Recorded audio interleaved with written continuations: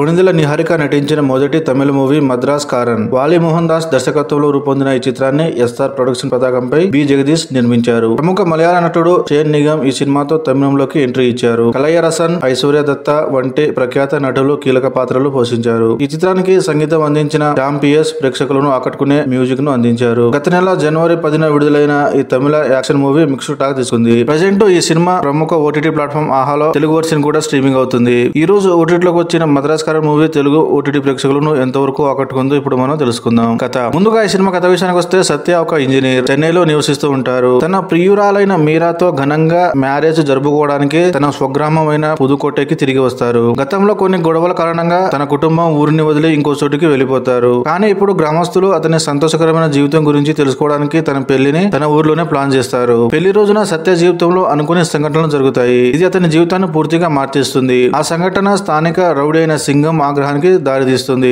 ఆ తర్వాత సత్య మరియు సింగం మధ్య చిచ్చు మొదలవుతుంది. ఆ తర్వాత ఏం జరిగింది, ఊరంతా ఎందుకు పెళ్లి కొడుకును చంపాలనే నిర్ణయం తీసుకుంటారు. వీటికి సమాధానం తెలుసుకోవాలంటే ఈ సినిమా ఖచ్చితంగా ఆహాలో చూడవలసిందే. ఎలా ఉందంటే, మద్రాస్ కారన్ చిత్రం మలుసున అహంకారం, గొడవలు, కుటుంబ రాజకీయాలు, కులం, దురాశ వంటి అనేక అంశాలను సమాహారం చేస్తుంది. సినిమా మొత్తం స్నేక్ అండ్ ల్యాడర్ ఆటలా ఉంటే స్క్రీన్ ప్లే మాత్రం అంతగా ఆకట్టుకోదు. సత్య మీరా మధ్య ఉన్న ప్రేమ సన్నివేశాలు, భావోద్వేగాలు కాస్త ఆకట్టుకునేలా ఉన్నాయి. సఖి సినిమాలోని నగిన నగిన అనే రొమాంటిక్ పాటను ఇక్కడ రీమిక్స్ చేశారు. అది షాన్ నిగమ్ మరియు నిహారిక మధ్య అందంగా తెరకెక్కించారు. కానీ వీళ్ళిద్దరి మధ్య వచ్చే రొమాంటిక్ సీన్స్, బోల్డ్ డాన్స్ ఎవరు ఊహించని విధంగా ఉంటాయి. తెలుగు ప్రేక్షకులకు అంతగా ఆకట్టుకోకపోవచ్చు. హీరో డబ్బింగ్ కూడా కొంచెం మైనస్ అవుతుంది. మిగతా నటీనటులు పర్వాలేదు అనిపించారు. కానీ కథలోనే మొదటి 30 నిమిషాల తర్వాత అసలు కథ మొదలవుతుంది. మొదటి భాగం తర్వాత ఎమోషనల్ ఇంటర్వెల్ ద్వారా కాస్త విరామం ఏర్పడుతుంది. అయితే సెకండ్ హాఫ్ మాత్రం మొత్తం కాస్త మసాలా లేని ఫీలింగ్ అయితే కలుగుతుంది. ముఖ్యంగా ఫ్రీ క్లైమాక్స్ మోటివేషన్ అంతగా కన్విన్సింగ్ గా ఉండదు. చిత్రంలో విజువల్స్ బాగున్నాయి. దినేష్ సుబ్బరాయన్ చేసిన స్టంట్స్ ఆకట్టుకున్నాయి. కానీ పాటలు మరియు బ్యాక్గ్రౌండ్ మ్యూజిక్ మాత్రం ఆశించిన స్థాయిలో లేవు. సినిమా మ్యూజిక్ విషయంలో శ్యామ్ పిఎస్ ప్రేక్షకులు అంచనాలను అందించలేకపోయారు. మొత్తం మీద ఈ సినిమాలో ప్లస్ ల కంటే మైనస్ లే ఎక్కువ ఉన్నాయి. చివరి మాట, ఖాళీగా ఉంటే ఒకసారి ట్రై చేయండి.